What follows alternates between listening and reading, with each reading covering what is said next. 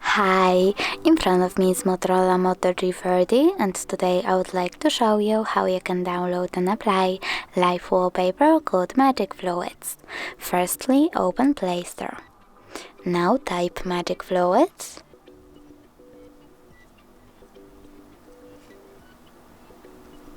and download this app from this developer.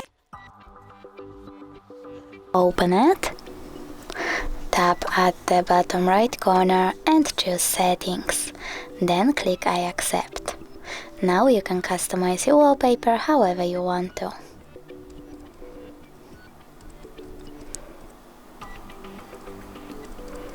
When you're done, you can click at the top right corner and bottom right corner again.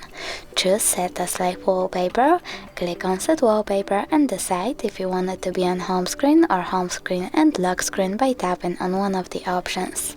So now when I go back, I can see that my wallpaper was successfully applied. Thanks so much for watching. If you enjoyed this video, don't forget to leave a like, comment and subscribe. Bye!